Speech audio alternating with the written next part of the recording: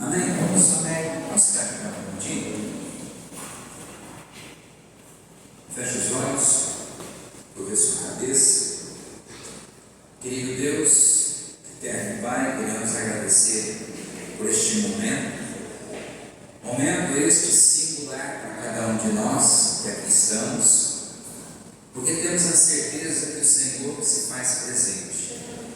Obrigado a Deus por esta noite, por esta chuva que desce sobre a terra, que rega a terra e que traz esperança, ó Deus, também à humanidade, porque sem água não haveria vida.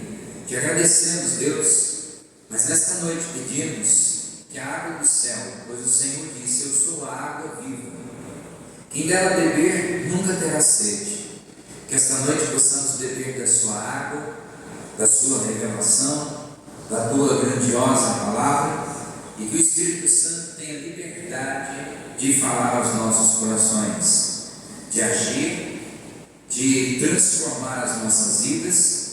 Nós aqui, aqueles que pela internet vão também assistir, que o Senhor Deus possa abençoar, pois cada um de nós temos nossas lutas, batalhas, adversidades. Cada um de nós enfrentamos situações das mais diversas e diferentes, mas o Senhor conhece cada um de nós, e o Senhor disse que nós somos como o grão de areia no mar. Somos muitos, mas o Senhor disse que conhece cada um individualmente. Se um fio de cabelo cai da nossa cabeça, não cai sem que o Senhor saiba, pois o Senhor conhece todas as coisas.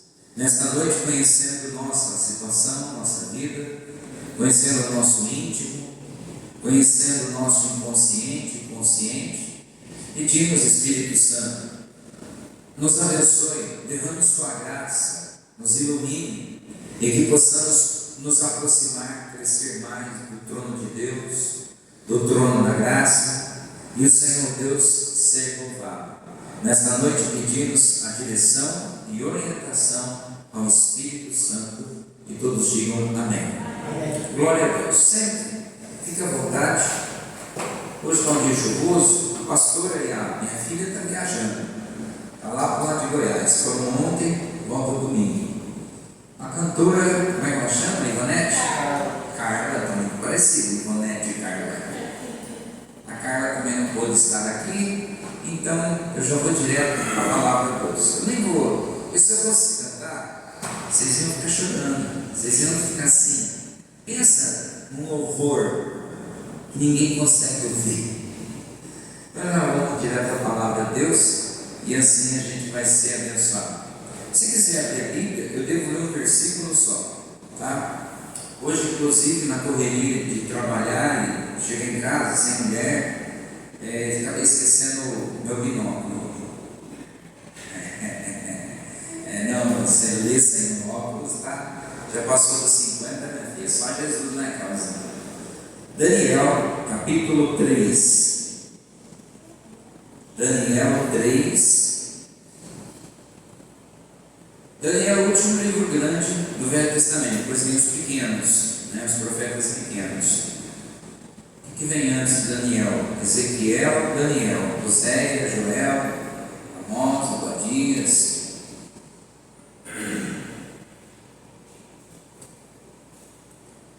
Daniel.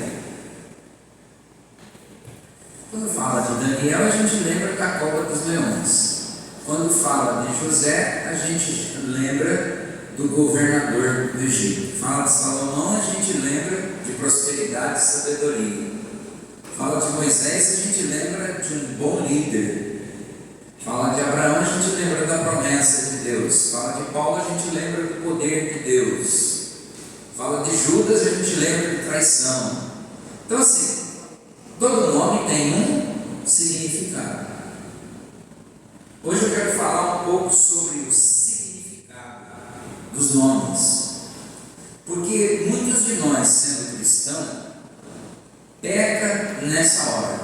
Quando vão ter seus filhos, sua prole, eles dão nome que parece até nome do inferno, e a pessoa acha que é bonito. Um dia um cara veio dos Estados Unidos, pregador, a gente estava conversando. Como é que você chama? Joseph. Falei, filho, aqui no Brasil esse mesmo nome não tem nada de Jeff não, Joseph. Eu falei, aqui é Zé. Lá nos Estados Unidos é Paul, aqui é Paulo. Lá é John, aqui é João. Então, às vezes eu vou falar com a pessoa, eu falo qual é o nome, ela cita o nome, ela fala, mas põe com W, não sei aonde, com Y, não sei onde. É fonética. Quando você vai registrar, o cartorário pergunta, como que se soletra? Você pode pôr Y, W, você pode pôr o que quiser, mas o nome tem o mesmo significado. Todo nome tem um significado. E eu quero hoje começar essa mensagem perguntando, você tem um nome forte ou você tem um nome fraco? Para não dizer outra coisa. Por exemplo, Débora, que é a minha filha. Alguém sabe o significado de Débora? É lógico que teve a rainha Débora, né? Na Bíblia, a única mulher que reinou foi juíza. Mas foi justamente por esse motivo. Mas qual o significado de Débora? Pessoa forte. Não. Abelha rainha. Débora significa abelha rainha. Qual é a função da abelha rainha?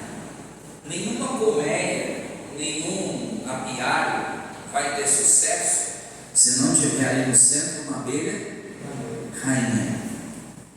As operárias dependem tudo da abelha rainha. Então, por exemplo, a Débora tem um nome forte.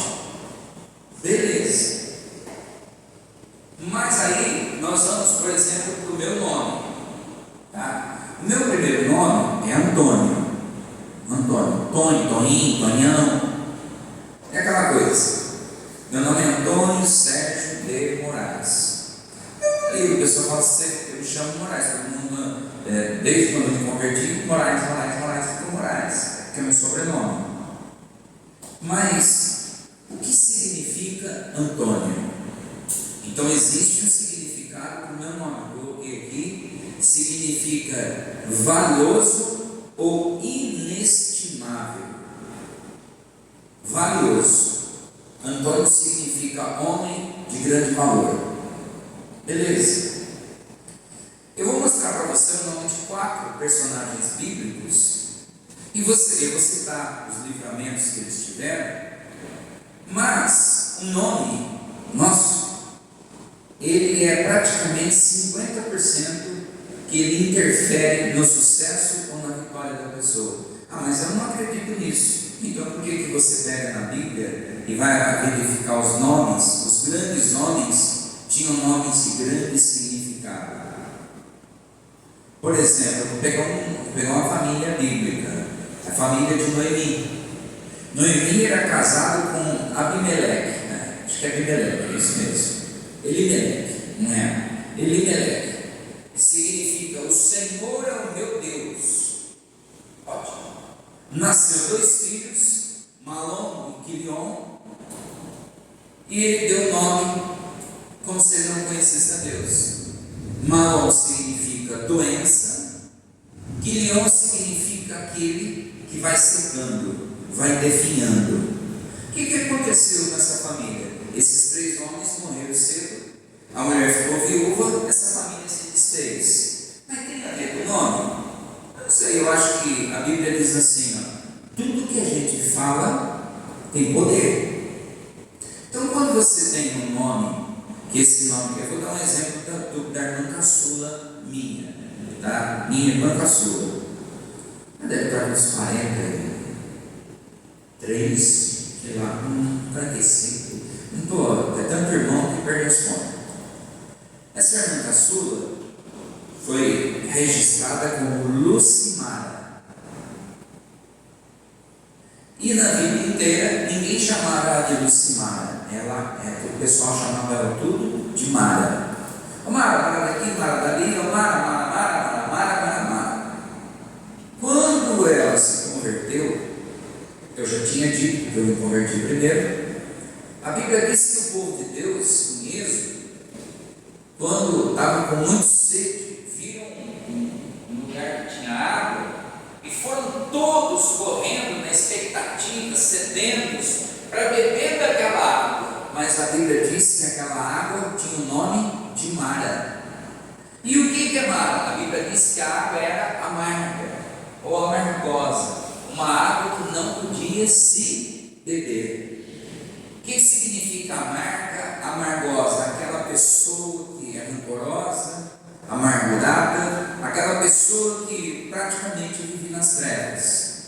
Quando a minha irmã descobriu isso, ela não aceitou mais ninguém chamar ela de Mara.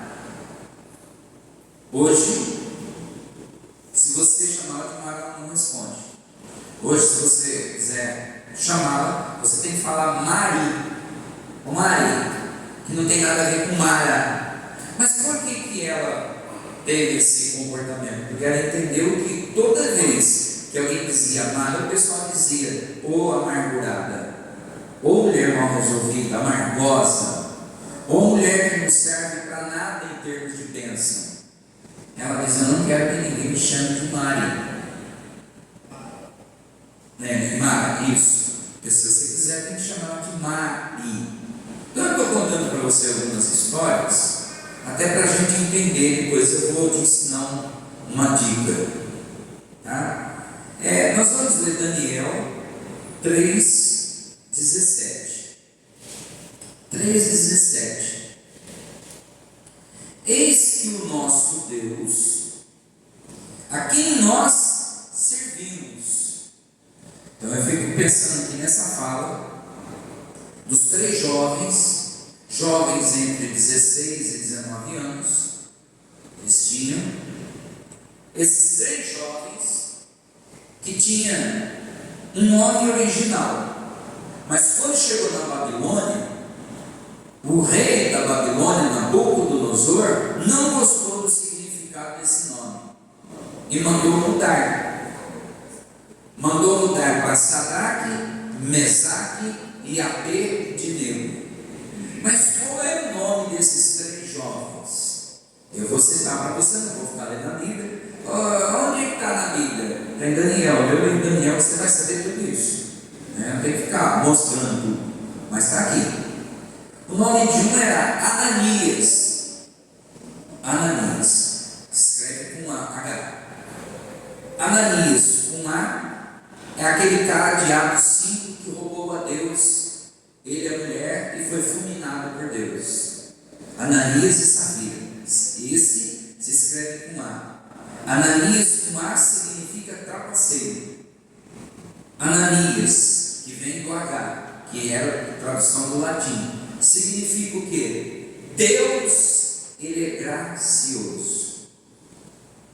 Quando ele chegou com esse nome dentro da nação da Babilônia, Deus é gracioso, o rei ficou revoltado, falou: não quero ninguém com esse nome aqui não, aqui tem que ser idolatria, todo mundo tem que me servir, não Deus gracioso. Então ele foi trocado para Sadraque. O rei colocou o nome de Sadraque. O que significa Daniel? Daniel significa Deus é o meu juiz. Ou seja, Deus trabalha em meu favor. Deus é aquele que me defende. Daniel significa Deus é o meu juiz. Ananias significa Deus é gracioso. Misael, que é o nome do terceiro, né? A fila aqui. Quem é Misael? Ele diz assim, Misael, ele fala: quem é como o meu Deus, ou como o nosso Deus? Ele coloca Deus num patamar acima de tudo. Filipenses, lá na frente fala: ao nome de Jesus todo joelho se dobrará. Né? Acima deste nome não tem outro nome. Então ele fala assim, Deus quem é como o meu Deus? Ele está dizendo aqui o significado. Ou seja, onde estiver o meu Deus, que é maior do que tudo, porque tem aquela frase: maior é o que está em mim do que o que está no. Não é uma frase de efeito, é um versículo, né? É uma parte de um versículo. Então, quando ele fala, por exemplo, Misael, ele está dizendo: posso passar em qualquer lugar, porque Deus, Ele sempre vai estar com o seu poder sobre a minha vida. E aí tem um último integrante desse grupo, que é chamado Ananias, Misael e Abednego. Sadraque, Mesaque e Abednego. Não, Abednego. Vamos achar aqui que eu não marquei aqui. Eu não marquei o nome desse abençoado. Eu não queria ficar procurando, mas tem que procurar. Ananias, Misael, eu esqueci o nome do terceiro. Azarias. É só lembrar dos trabalhos, Zacarias. Azarias. O que significa Azarias? Deus da maior sabedoria, ou Deus de sabedoria. Todos eles tinham um significado. Aí, quando você vai ler Daniel, do capítulo 1 até o capítulo 6, você vai ver grandes livramentos, você vai ver coisas absurdas de que Deus faz em função desses. Deus abençoou Daniel, porque Daniel chegou, o rei queria infectar a fé deles, tirar a fé deles no Deus de Israel e fazer com que eles adorassem os ídolos da Babilônia. Babilônia, quando a gente fala Babilônia, a gente está falando lugar de idolatria, lugar de pecado. A Babilônia era desse jeito. A Babilônia era mais ou menos uma Sodoma e Gomorra com idolatria. Babilônia, toda vez que você vê Babilônia, está relacionado a essa questão. Muito bem. Tinha que comer as tranqueiras, beber as tranqueiras que era oferecida aos ídolos, oferecido a várias questões, a vários propósitos pagãos. E eu penso assim, até minha esposa fala, eu não sou chato. Eu, na minha percepção, por quê? Porque se eu não gostar de mim, quem vai gostar? Eu tenho que ir primeiro. Então eu não me vejo chato, eu sou exigente. Qualquer pessoa que me der qualquer coisa de comer, primeiro, eu não sei como ela fez, eu não sei onde ela fez, eu não sei como é que estava o humor dessa pessoa, eu não sei se essa pessoa estava de bem dentro de casa ou de mal, mas o que eu faço? Simples, eu sempre abençoo. Se eu vou comer num lugar, por exemplo, quando eu vou para São Paulo, para o Grau, eu não vou parar em outro posto. Esse posto do Grau é muito bom, em termos de limpeza, higiene e tal, mas o dono do Grau, ele é maçom. E não tenho nada com isso. Mas tem crente que fala: eu não como no Grau porque o dono do Grau é maçom. Você vai no supermercado, você compra um monte de produto que os donos dos fabricantes são maçom, são espíritas, são de várias religiões. Então tudo que vem a mim de comer, eu abençoo. Comida chega dentro de casa, eu abençoo. Compra que eu fiz no mercado. Se alguém me der alguma coisa de comer, eu abençoo. Isso, mas se a pessoa for crente, olha, a pessoa pode ser até pastor, a pessoa pode ser até obreiro, membro. É minha obrigação de abençoar. A Bíblia diz que tudo que eu abençoar, estará abençoado. Tudo que eu coloco a mão é abençoado. Então não importa, eu não vou deixar de comer uma coisa porque eu não sei a procedência. Lógico. Se eu vou comer uma coisa que eu vejo sujeira, cabelo ou outras coisas, é diferente, é higiene. Mas eu oro, por quê? Porque a minha oração ela tem poder. A oração do justo pode muito nos seus efeitos. Então a oração não está falando só que eu tenho que orar para quem está doente, para orar para quem tem efeito da cura. Eu tenho que orar para abençoar o meu alimento, seja ele da onde quer que venha. Ó bispo, e se a gente vai beber? A gente deve abençoar a nossa bebida? Pois é, aí vem aquela questão: tudo que eu consumo, eu abençoo. Mas adianta, por exemplo, eu chegar em casa cheirando suor, fedido, e não toma banho e com uma roupa limpa, adianta? Não adianta. Então, primeiro, eu penso que o verdadeiro cristão, eu sempre pensamento, cada um tem a sua forma de ser. Eu sei que tem cristão que fala que é cristão que bebe, que cheira, que fuma maconha, que vai em boate, que faz isso e se intitula eu sou de Jesus. Você pode falar o que você quiser, não tem nada com isso. Agora, eu não vou beber, pegar uma bebida alcoólica que destrói a vida. Falar de bebida alcoólica, tem um exemplo.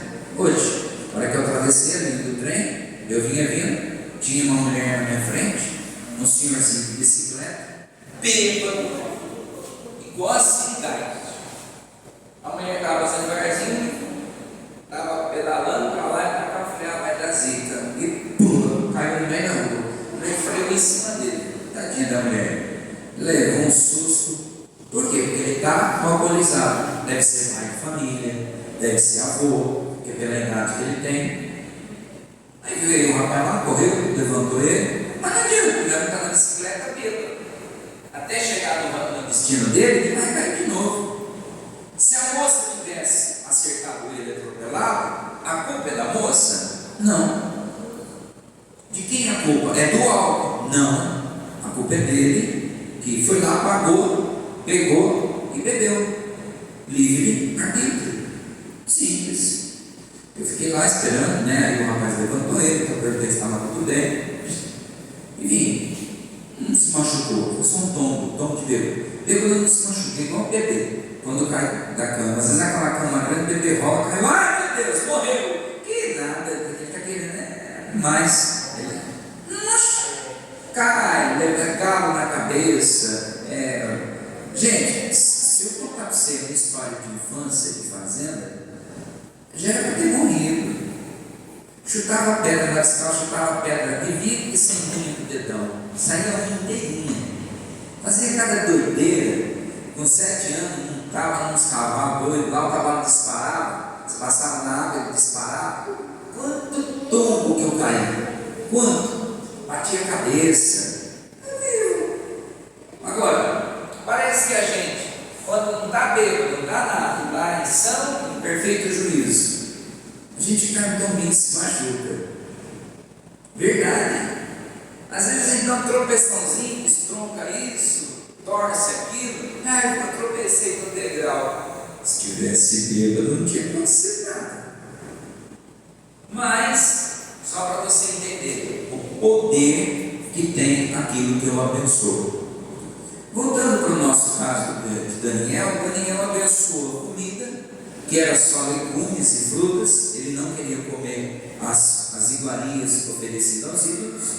Só que o copeiro falou assim, poxa, se você não engordar, não ficar bonito, o rei vai lhe decapitar, porque a ordem que eu tenho é que você coma.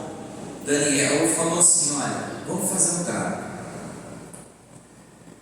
Vou ficar 10 dias me alimentando com esse tipo de alimento. Se eu não engordar, não ficar mais bonito, com a pele assim, então eu vou comer a comida que você está falando. Se eu ficar bem, me adaptar bem a esse novo estilo de vida, você vai permitir que eu fique assim para não me contaminar.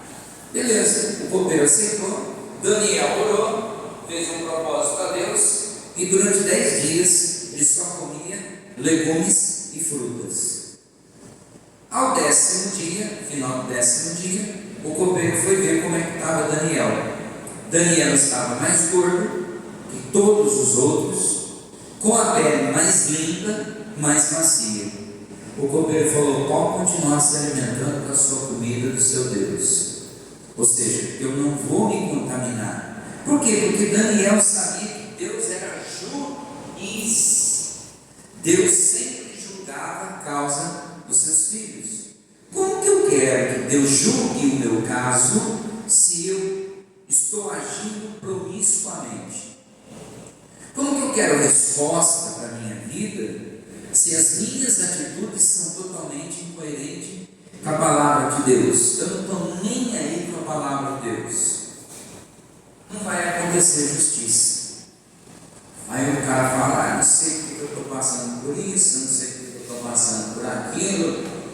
Olha, eu só posso falar uma coisa: maldição sem uma causa não existe. Está escrito na Bíblia, então eu fico com o que está escrito na Bíblia. O que é uma causa? Uma causa é você dar brecha. Daniel se manteve firme e Deus abençoou Daniel naquela nação pagã, que ele se tornou governador daquela nação, porque Deus é o meu juiz. Sempre quando você orar, você deve citar certos versículos, ou o próprio significado do seu nome, se for bom. Se não for, você cita um outro versículo para abençoar o seu dia.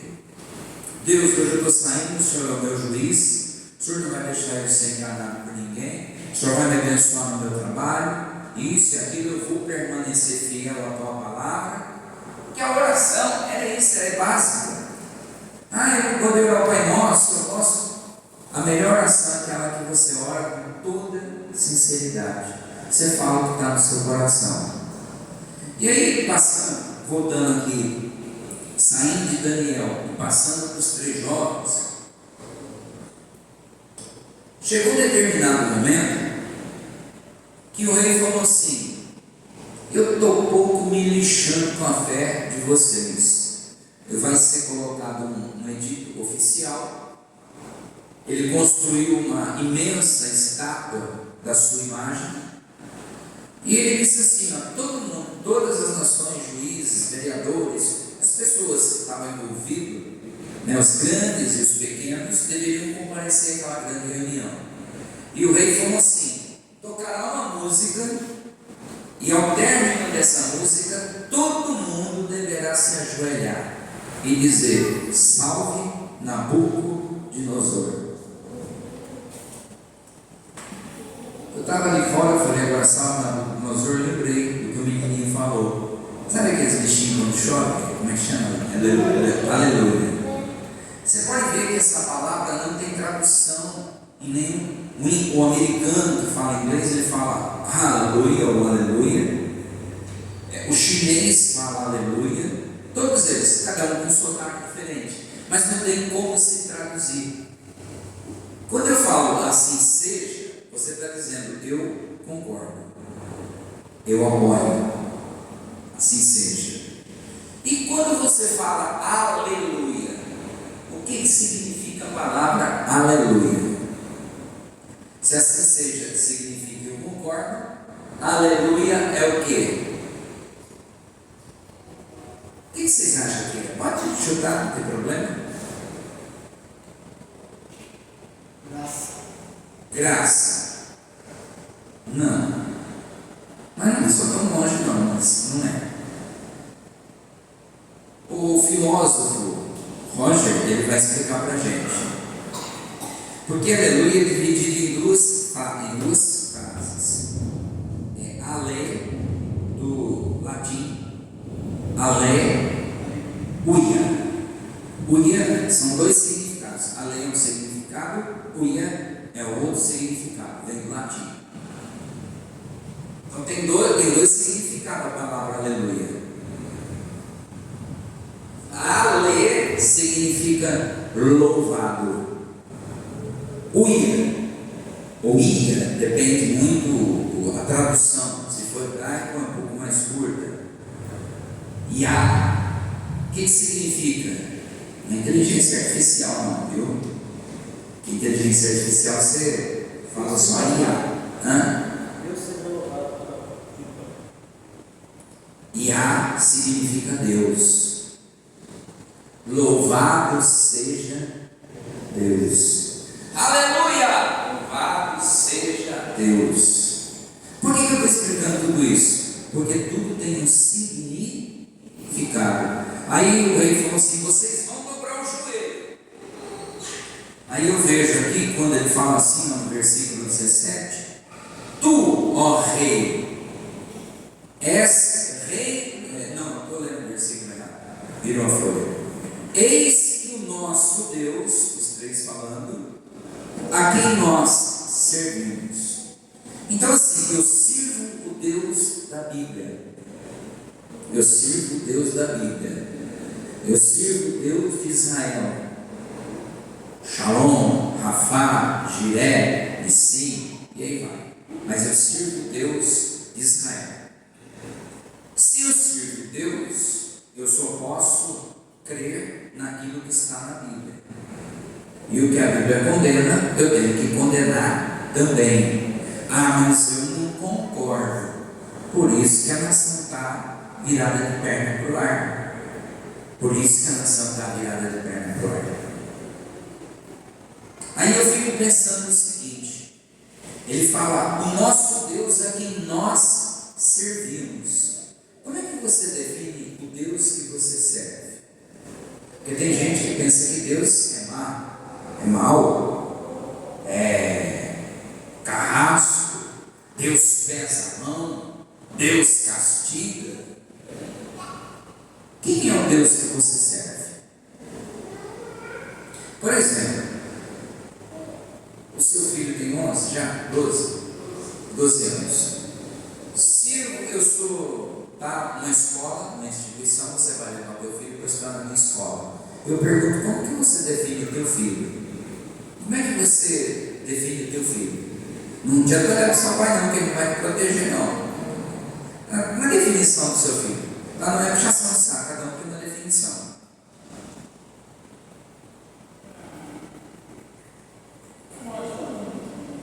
Um ótimo aluno. Mas eu pedi para você definir o seu filho, não o aluno. Não o futuro aluno. Eu quero a definição de filho. Você acha ele um menino respeitoso? Sim, lógico que ele não deixa de ser um garoto, né? O garoto faz. Como? Garoto respeitoso, competente, então assim ele vai qualificar o menino. Lógico, o menino tem defeito, porque ele não é Deus. O menino tem defeito. Mas, como que você define a sua casa? Agora não é definição de filho, é definição de casa. Roger, por exemplo, como é que você define a sua casa? Não estou falando casa dos seus pais, a vida dos seus irmãos, não. Estou falando a sua casa. A Genoveva a Jéssica e o Misael, Lourenço. Uma definição simples da sua casa, no seu ponto de vista. Não importa se é negativo ou positivo, tá? É só uma definição que você tem de casa, de família. Não ficou? Que vai colar o seu filho? Não. Fala a sua opinião. Uma casa que tem uma unanimidade de companheirismo. Tem isso, umas picuinhas? Tem, faz parte. Mas uma casa unificada pelo companheirismo. Beleza. Como é que você define você? Tá? Que é a pior coisa. Definir os outros é fácil. A pior coisa é você fazer autodefinição, autoavaliação. Quem é esse cara? Depois vocês vão falar, depois vai falar de mim, tá? Para não ficar de fora. O Rafael que está lá atrás pensando que vai falar. Quem é o Rafael para você? Quem é o Rafael? Não sei, tem outro Rafael aqui? Quem é o Rafael? Rabugento.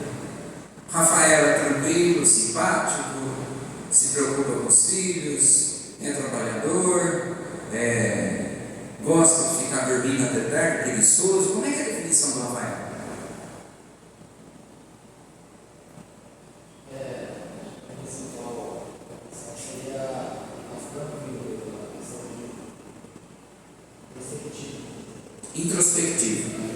Introspectivo não é tranquilo, né? Eu vou ajudar o Rafael. O que é uma introspecção?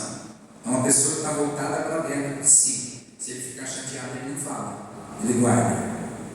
Se ele ficar com raiva, ele vai guardando. Só que isso é uma bexiga. Vai enchendo, vai enchendo, vai enchendo. Um dia não cabe mais você guardar. Aí você tem que estourar. Introspectivo, beleza? Esse é o perfil do Rafael. Como que é o seu perfil, professor? Não, seja objetivo. Vocês vão ouvir o meu perfil. Você é objetivo. Você se considera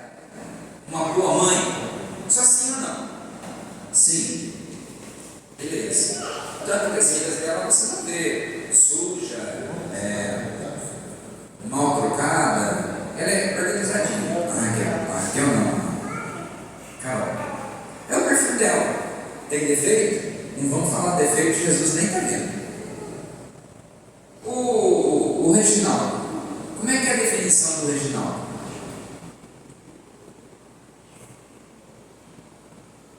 A Anice não está aqui para te atrapalhar. Às vezes é rabugento. Rabugento, mau humor, mas tem um coração de ouro. Se você precisar de uma roupa, ele tira a roupa dele. Lógico que ele não anda pelado porque ninguém sai na rua, né? Mas ele é um cara que tem um coração bom. Mas é um cara rabugento. Chateia fácil, tal. É a definição dele. Não tem problema nenhum. Definição da Jéssica.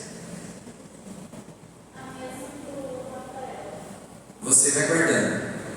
E aí só que você tem. Eu não sei. Sim, mas só que às vezes eu sou objetiva também. Tá, mas vamos falar de quando você guarda. Você chora fácil. Manteiga derretida. Você tem jeito de ser manteiga derretida, daquelas que derrete e chega a ter que rapar com o rodo. Não é o caso do Rafael. Eu não sei, mas parece que ele é um cara que engole o choro. Você já cospe o choro. Beleza. Você está vendo que cada um de nós tem uma forma? E o Senhor, como é que é? Eu sou um cara difícil de lidar. Eu sou um cara bravo. Eu sou uma pessoa que eu procuro conhecimento. Eu gosto de ajudar as pessoas com conhecimento, mas eu não poupo ninguém. Se eu tiver que falar alguma coisa, pode ser minha mãe, pode ser minha sogra, pode ser minha filha, pode ser quem quiser, eu falo. As pessoas não gostam muito disso. Eu sou uma pessoa bem objetiva. Então, quando você é objetivo e fala o que você pensa, isso incomoda os demais, principalmente quem é o contrário. Eu não concordo. É um direito seu, mas eu sou desse jeito. Eu tento melhorar. Tinha uma época, hoje não, hoje eu melhorei bastante, né? Acho que a Lidiane me fez muito bem assim, eu acabei melhorando bastante. Mas antes, o povo da igreja, a igreja é grande e tal, pelava de medo de falar comigo. Por quê? Talvez pelo jeito que eu me comportava, a forma que eu era muito sisudo. Melhorei um pouco, mas esse sou eu. Né? Quando eu casei, eu falei para a Lidiane, eu falei, veja bem, eu falei, eu sou exigente, às vezes eu sou chato ao ponto de vista da pessoa pensar. Eu nem sempre eu vou querer o que você quer, nem sempre eu vou ceder tuas vontades, e assim por diante. Tem qualidades? Tem muitas qualidades, mas só mostrando para você que eu me conheço, eu sei o que significa o meu nome. Agora nós vamos para esse segundo termo. Cada um aqui se conhece. O que significa o teu nome? Qual é o seu primeiro nome? Adenilson, né? Adenilson.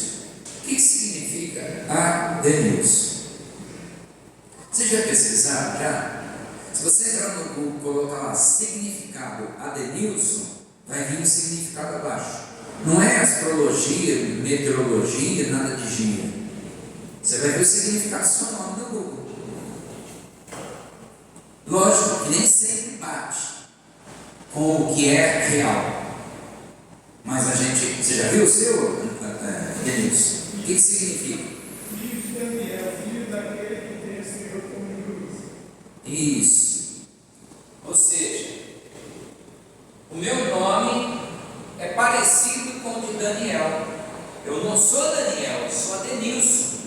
Mas Deus é aquele que vai julgar todas as causas. Você pode ver que tanto ele, o filho, ele é quietinho, fica na deles, ora, né? O pai cuida do filho, o outro é casado, é o pai viúvo, né? Ele tem feito hoje Deus de juiz, de fato. Você já viu o nome do seu filho? O que significa? Vitorioso. Um garoto que é criado na igreja e que o pai, no caso aqui eu vou falar dele, tá? O pai sempre traz ele, se lê a Bíblia, ele ora, ele caminha. O que o pai está fazendo? Ensinando o caminho que ele deve andar. Vai chegar uma hora que ele vai adquirir maioridade, ele vai seguir a vida dele, mas com uma base sólida. E o nome dele tem a chance de trazer resultados positivos para a vida dele. que significa Carolina? É Carolina, né? Não é Carol?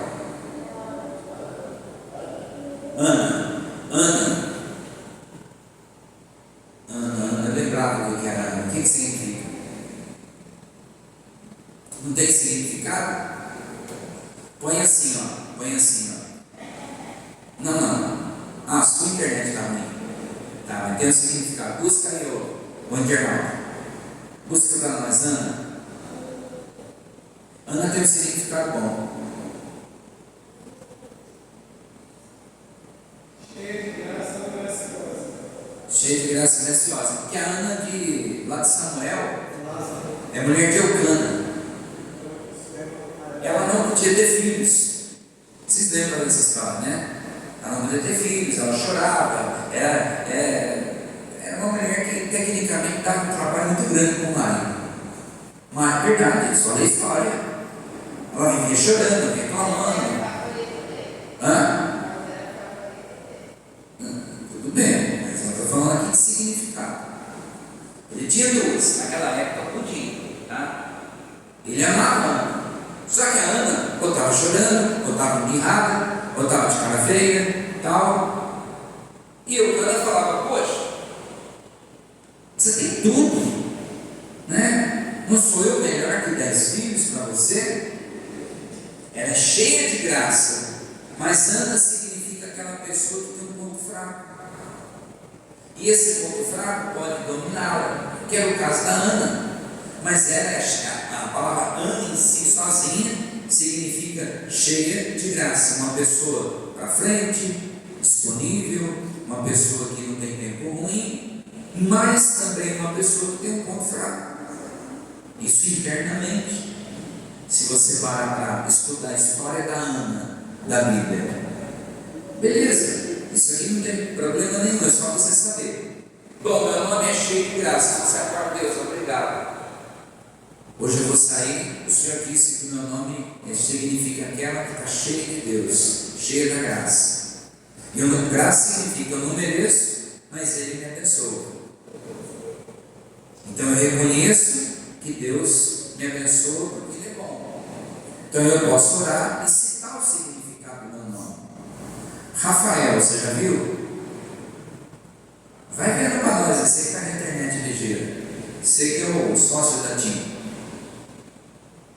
Sócio da Tesla, do Elon Musk.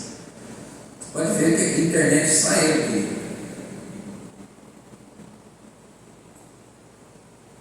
Vai vendo, Rafael é o nome de um anjo. Mas vamos pegar o significado. Miguel é o nome de um anjo. Salatiel é o nome de um outro, mas Salatiel não é muito bom.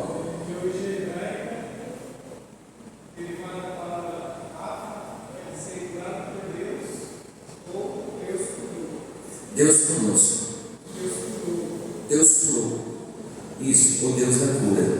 Rafael significa aquele que Deus pode transformar. Eu vou pegar. O Rafael não muda. Rafael significa aquele que pode ser transformado. Curado significa transformado. Então eu posso de manhã acordar, estar com um monte de problema, estar chateado, sem perspectiva. Deus, o Senhor disse que pode me mudar. Eu não posso. Me ajuda a ser diferente. Ser o melhor cristão, ser o melhor pai, ser isso, ser aquilo. É o significado do teu nome. Você já viu do Roger? Roger deve ser soltador de pipa. Glória. Pescador. Glória. Ô Glória, você tem que botar um sapatinho de fogo. Ô Glória. E a Vanessa? Cheia de riqueza. Hã? Cheia de riqueza, vaidosa. Empresta um pouco então.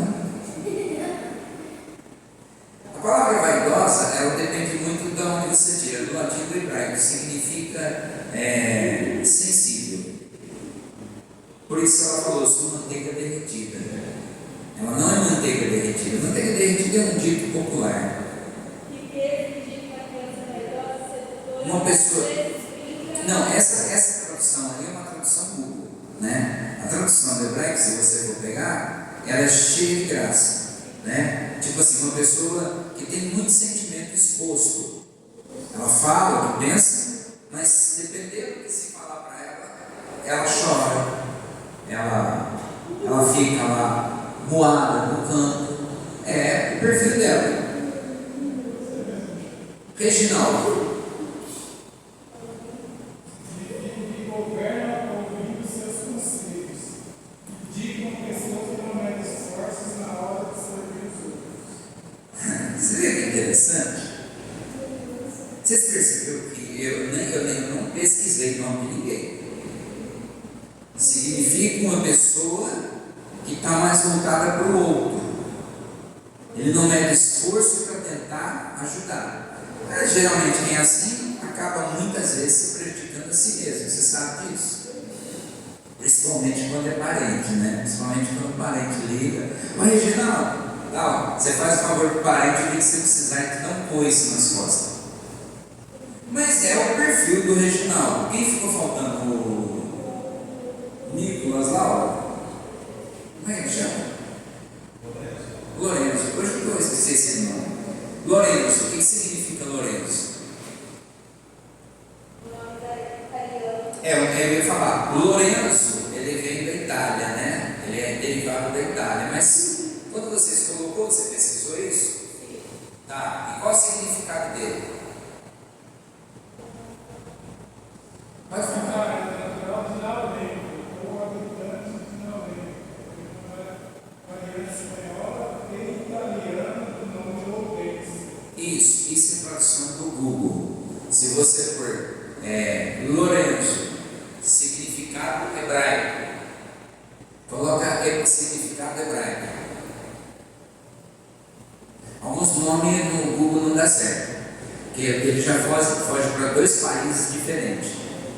É a mistura de dois países, Espanha e Itália. Lorenzo, alguns lugares eles falam Lorenzo. Coroado de louros ou vitorioso. Isso, um nome que significa vitória. O que vai acontecer se a mãe e o pai criar esse menino nos caminhos de Deus? Quando ele chegar na vida adulta, ele vai ser um menino de sucesso. O que significa o nome das suas filhas? Você já viu, cara? Ana Júlia, tá? Ana é a mesma coisa. E a outra? Isadora.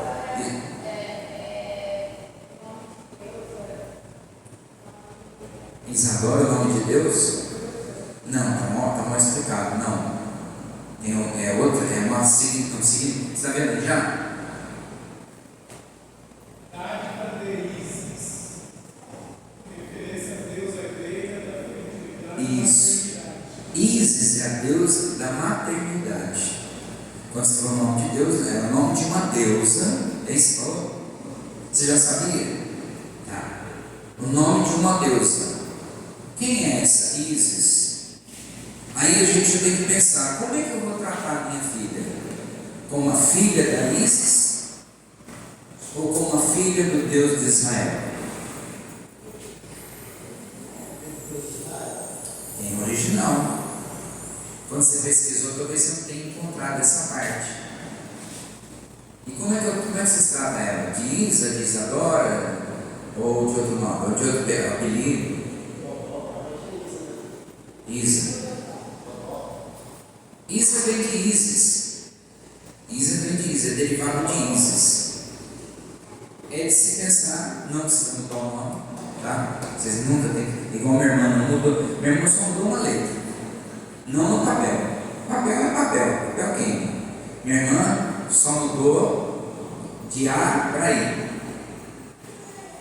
Então é uma coisa da gente se pensar. Por quê? Porque isso pode interferir. Sadraque, Mesaque e Abednego tinham significado bom. Quando eles foram expostos, eles disseram assim, o nosso Deus, a quem nós servimos. Suponhamos que a Ísis, chega na idade adulta e ela se torne, por exemplo, uma pastora, um exemplo, tá? E ela chega para a mãe dela e fala assim, mãe, por que você, evangélica, você e o pai dentro da igreja, me deu o nome de uma deusa e não um nome que tem um significado bíblico? Ela pode fazer essa pergunta. Aí você vai dizer para ela: a verdade, eu não pesquisei, não sabia, mas eu gosto do nome bonito. Então, assim, quando ela chegar na idade adulta, ela pode falar assim: olha, eu quero que vocês me chamem de tal coisa. Não é mudar nome, tá? Não é fazer documento, é você entender o significado. Mara, Mari, não tem nada com isso. Então ela colocou, ela se chama Mari. Hoje, se você chamar de Mari, ela vai para você e fala assim: olha, não mexe comigo não, me deixa quieto. Se você não sabe os meus valores, você não sabe quem eu sou. Então, assim, esses jovens foram expostos à situação de ter que se ajoelhar. Quem é o Deus que eu sirvo? É o Deus que eu me ajoelho. Esse Deus é o Deus da Bíblia ou Deus fora da Bíblia? Então, quando você fala assim, é o Deus que eu sirvo, o que você está dizendo? Você está dizendo assim: ó, eu levo o Evangelho com seriedade, eu faço a minha parte, seja indo à igreja ou praticando os mandamentos. Eu sou pecador, por isso eu estou na igreja, debaixo da graça de Deus. Não mereço o que Ele faz por mim, mas Ele é gracioso e me abençoa. Mas eu estou praticando a palavra de Deus. Em contrapartida, a outra pessoa fala: ah, porque fulano, ciclano, tal. Isso é acusação, acusador. Quem é o acusador da Bíblia? O diabo. Deus não fica acusando ninguém de nada. Então, quando você tiver assim, uma pendência com alguém, você tem que lembrar do significado do seu nome. Deus é o meu juiz. Por que eu vou ficar brigando com pessoas, sendo que Deus está ajudando a minha causa? Tem um versículo, acho que Isaías 43, eu não sei se é isso, deixa eu ver se é. Isaías 43.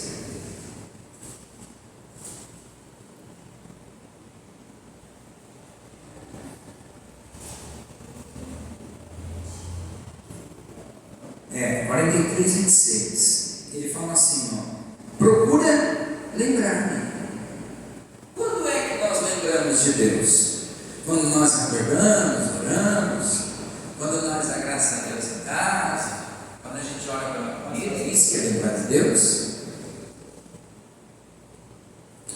Se o teu filho estiver, não sei se aconteceu com alguém, mas se o teu filho se internar, você dentro da sua casa, você lembra do teu filho lá no soro, na injeção? Qual a sensação de lembrar do teu filho naquela situação? Dolorosa. Dolorosa.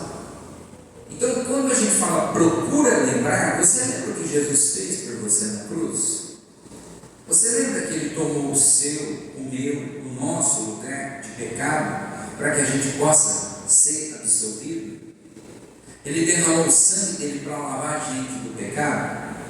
Então, procurar lembrar de Deus significa querer servi-lo com mais inquietude. Eu quero servi-lo melhor. Eu quero frequentar a igreja, eu quero orar, eu quero jejuar. Ó pessoal, vamos acordar de madrugada e vamos fazer a oração. Tem gente que não leva isso a sério. Tem gente que nunca acordou de madrugada.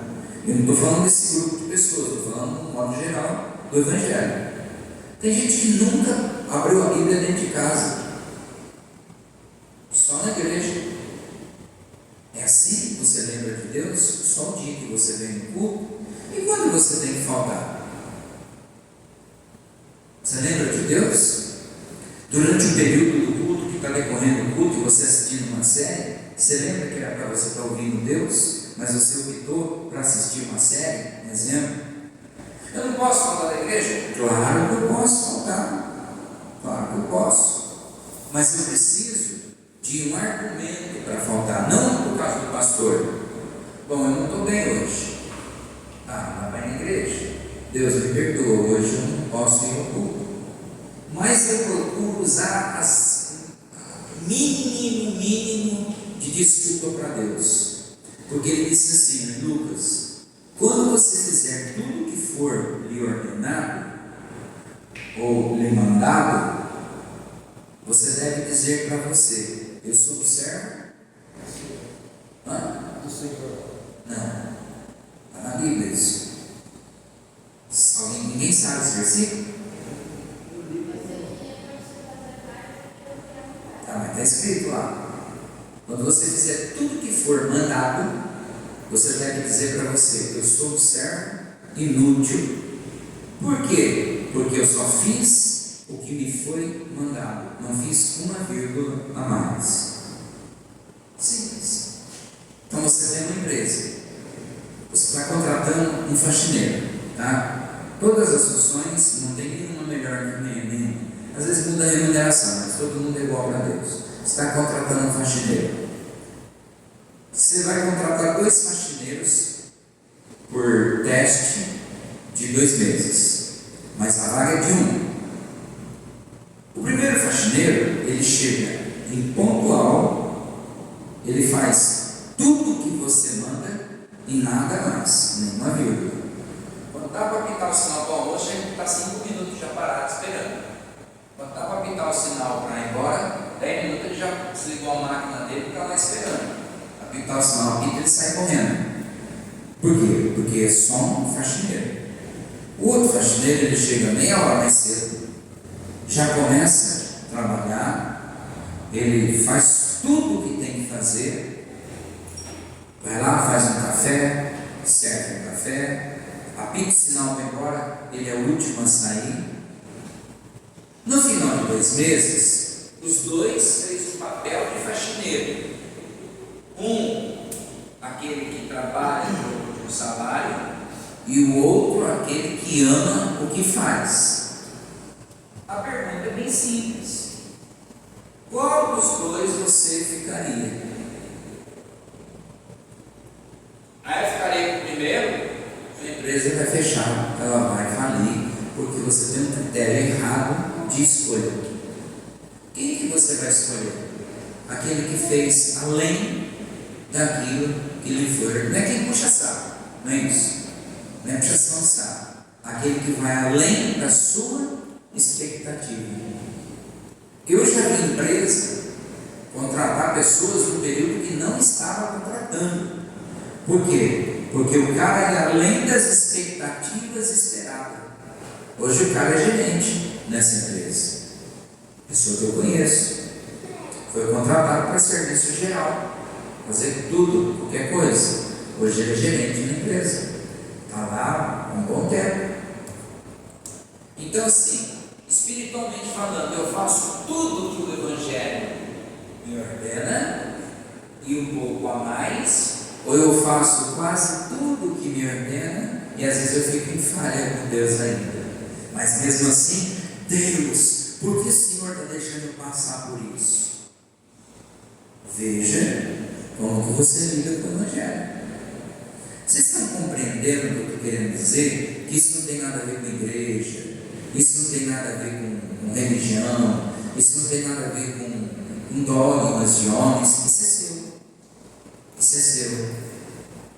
Eu te contrato para você trabalhar na empresa, você pergunta, a primeira pergunta que você faz: quanto eu vou ganhar? Eu já vou dizer: olha, já acabou a entrevista. O emprego é meu? Não, nem vou te entrevistar mais. Você não serve a minha empresa, porque você está trabalhando só por causa do dinheiro. Você não quer vestir a camisa de uma empresa. Você quer só chegar no dia e receber aquilo que você fez. Esse funcionário é aquele que vai muitas vezes trazer atestado, faltar, chegar atrasado, não vai fazer tudo. Quando estiver perto de dar o horário de sair, já para uns minutos antes. Se o horário meu de entrar é 7 horas na empresa, eu trabalho numa máquina de linha de produção, que hora que essa máquina tem que estar ligada? Rafael?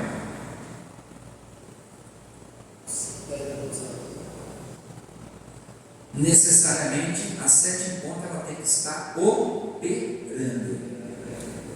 Porque eu entro, vou no banheiro, eu me troco. Que hora você começa a trabalhar? 7h30, 7h40. Primeiro corte que tiver nessa empresa, você pode entender que quando você for cortado, você não pode reclamar. Por quê? Porque você faz mal aquilo que lhe é colocado. Quando você faz bem, por que a Bíblia fala? Muitos são chamados e poucos são os servidos. Porque Deus tem esse mesmo critério de avaliar a nossa pessoa. Aí eu falei, nossa, não vejo a hora que acaba. Qual é o seu compromisso? É uma série, é uma novela, tal. Davi disse, Deus falou, eu ouvi. 2 vezes Deus falou, eu ouvi. Quando você ouve na igreja, o salmista fala assim, a gente cita muito, o salmista fala, alegrei-me quando me disseram, vamos à casa de Deus. Vir à igreja é uma coisa satisfatória ou é apenas um desencargo de consciência? É obrigação? É medo? O que é vir à igreja para você?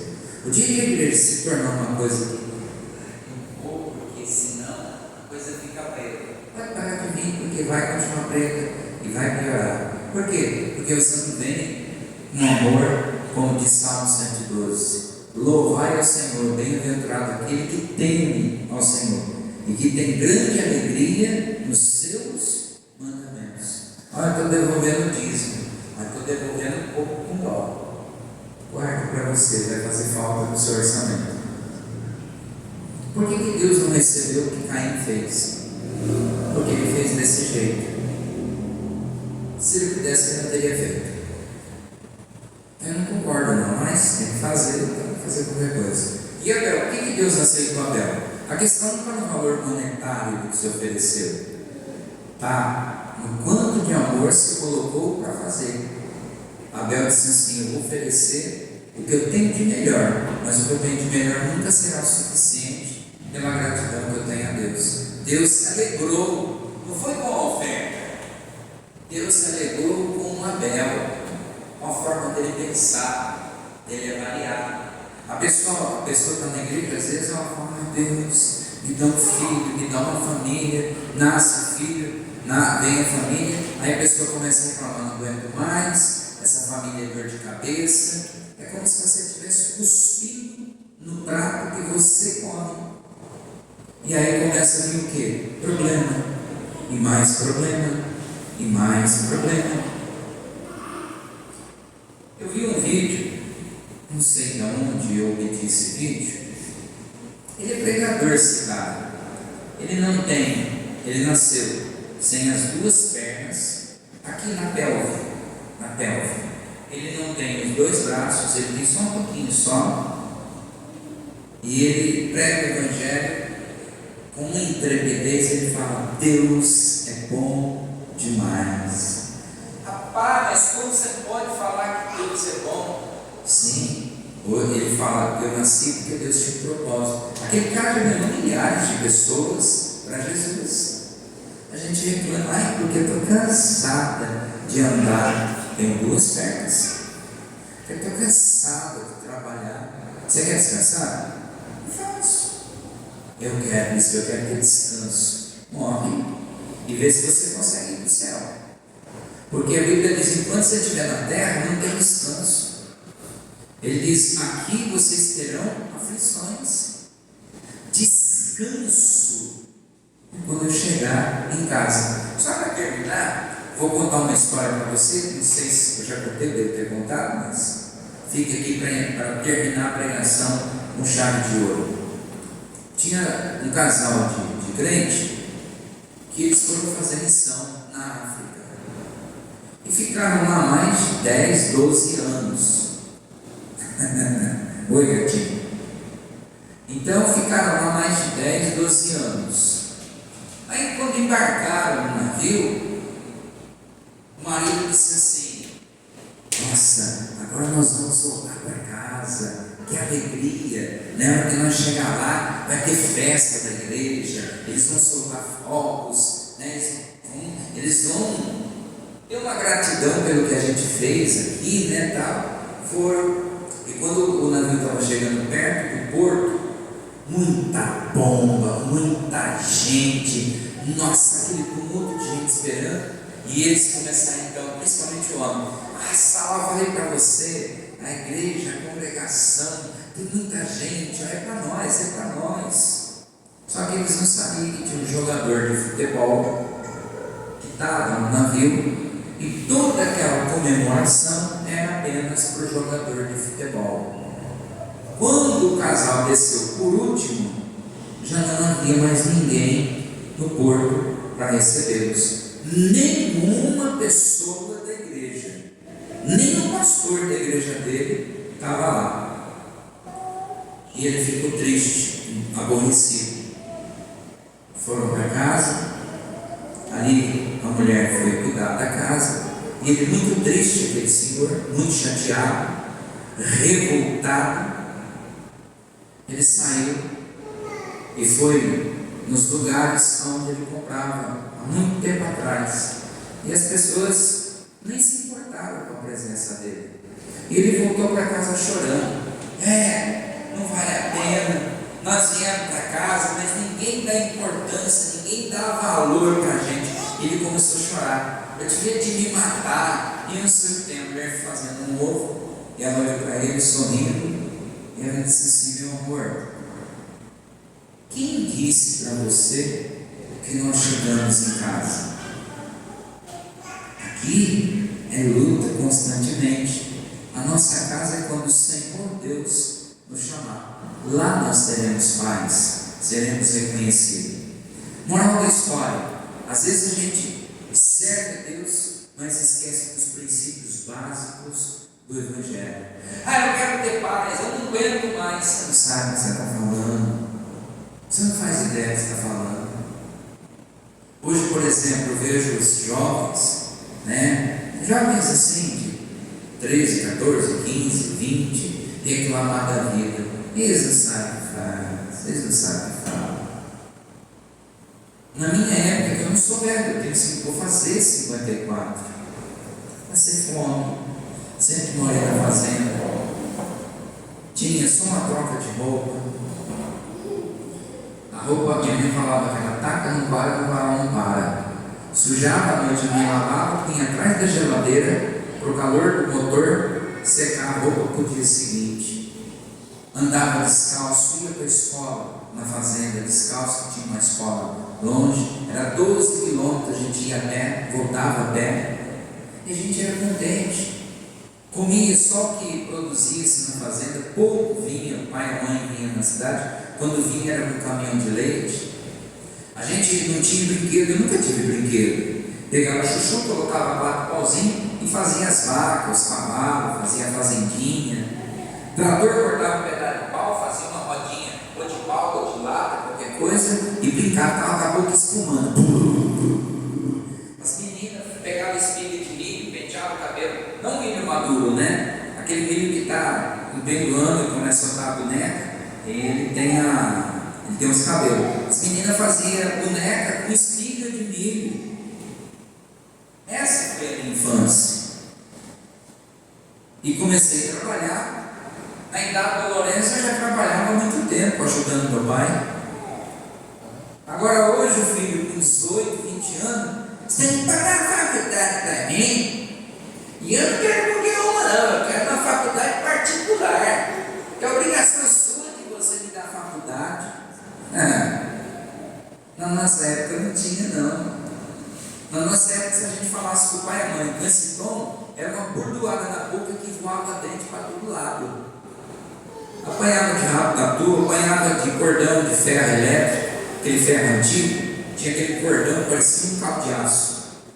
Era desse jeito. Hoje, se você for levantar a mão para corrigir seu filho com tapinha na bunda, ele fala: é Deus que você não consegue tutelar. Agressão aos menores. Eu aprendi a ser gente nessa vida difícil. Hoje nós estamos criando uma linhagem de filhos que não tem estrutura para a época difícil. A verdade é, os nossos filhos não têm a mesma estrutura que os mais velhos tiveram. Isso, mas são as décadas, as épocas mudam. Tem filho que fica estudando, dependendo do pai e da mãe, até os 30 anos, tem alguns até mais. Eu, com 16 anos, eu era totalmente independente. Ganhava meu salário, saía de casa. Quando eu saí de casa, eu disse para minha mãe: um dia que eu voltar vai ser só para visitar. Não tinha medo. Hoje você fala, hoje, Você não tem coragem de falar para o filho, vai na padaria buscar pão. Ai não, dá tanta violência, né? Eu vou. Quantos anos é seu filho? 16. Ele não tem coragem de ir na padaria buscar pão. Está lá no videogame, está lá nas coisas da internet, mas não vai na padaria. Você fala para o teu filho, vai no mercado para a mãe, para o pai. Não, isso é coisa da senhora eu não sei fazer compra. Você já parou para pensar que se você pedir alguma coisa para o seu filho talvez não tenha condição de fazer, a culpa não é dele, a culpa é nossa. Por que não faz? Porque nós ensinamos errado. Nós ensinamos errado. Eu faço comida. Com 6 anos, 16 anos eu fazia comida. Eu tive que cuidar de alguns irmãos, 2 irmãos que eram menor que eu. Eu tinha que fazer almoço. Tinha que preparar a comida deles. Quando eu era criança. Hoje, menina com 16, 17 anos não sabe fazer arroz com ovo. Mas a culpa é dela, é dos pais. Então é correto. A pastora, por exemplo, faz a Débora lavar a louça. Ensina a Débora, ela vem ensinando a Débora. Por quê? Para ela não se tornar dependente de macho quando se tornar mulher. Ela não depender de homem pagar os compromissos dela. Então, não, eu faço, ótimo, você está fazendo, é ótimo. Lourenço, tem 9 anos, pega uma enxadinha pequenininha, vai lá com teu pai carpir o quintal lá. Ai não, eu jogava videogame, Roblox. Vai carpir o quintal com teu pai. Mas o que é isso? É exploração? Não, é você ensinar os filhos a terem condição de no futuro serem independentes.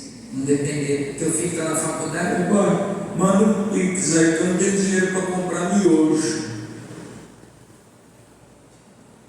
Por que não trabalha durante o dia e estuda à noite? Porque eu não sei fazer nada. Quantos anos você tem? 21. Não vai fazer nada. Eu não estou dizendo que é todos assim, mas hoje 80% dessa linhagem nova aí entre 15 e 20 anos é esse pensamento. Tem pai e mãe que vive atolado no cartão. Por quê? Porque a filha quer comprar, o filho quer comprar. Só que ele não sabe o quanto é difícil você ganhar. O quanto você rala para ganhar o seu dinheiro. Entendi, fiquei com dó, comprei. Lembra da sua mãe, como é que a mãe lidava com você? A mãe falava assim, ó, faz aquilo lá. E se nós demorássemos, ela falava ela não falava que ia contar. Ela falava 1, 2, do 2, o chinelo estava comendo no pé da lata. Então a gente aprendeu, a mãe falava, vai, a gente já saía vazado. Já saía vazado fazer, porque sabia que o pau comia. Fez a gente ter trauma? Não, fez a gente ser alguém na vida. Fez a gente, eu não estou falando para você fazer isso com seus filhos, tá? Estou falando. Oi? Já aconteceu com você? Que bom, tem que acontecer mais. Né? Porque isso vai estruturar o seu filho, ou seu neto, quem quer que seja. Porque suponhamos que você, o seu filho, quando tiver 16 anos, você venha a faltar. E esse filho vai depender de quê? De ir para um orfanato, ir para a casa de um parente, sabe-se lá. Sabe se virar, dá os pulos, se vira. Porque nessa hora o conselho tutelar, o juiz da vara da infância, não vai pagar a comida do seu filho. E tampouco se lixando. Ai, não pode trabalhar. Só que na hora que faltar, ele não põe comida dentro da sua casa. E eu não estou falando que você tem que pôr seus filhos para trabalhar. Eu estou falando que você tem que ensinar o princípio da vida, que vai chegar uma hora que ele não vai poder mais depender de você. Isso é você saber o que é servir a Deus. Amém? Eu espero que tenha nos ajudado e a gente possa aplicar pelo menos uma parte do que a gente aprendeu aqui hoje. Amém? Curva a cabeça, fecha os olhos. Senhor nosso Deus, quero agradecer porque o Senhor hoje nos deu uma palavra, nos ensinou que nós temos que proferir, ó Deus, palavras positivas, seja ela do nosso nome, seja ela um versículo bíblico, nós temos que aprender que nós temos condições de trilhar um caminho que o Senhor quer, que o Senhor deseja. O Senhor diz: se quiseres e me ouvires, comereis o melhor dessa terra. Então nós não queremos só para nós, mas para os nossos filhos, para a nossa prole, para os nossos amigos, os nossos inimigos. A gente vai tentar fazer que isso chegue a tantas pessoas, para que muitos sejam abençoados. Porque quem depende de governo, de aposentadoria, de qualquer coisa, vai sempre estar chateado. Mas eu quero depender do Senhor. Eu espero também que essa igreja tenha essa mesma opinião. Assim nós oramos e te agradecemos em nome de Jesus. Alguém vai lá? Pessoal da internet, Deus abençoe, um forte abraço, até mais.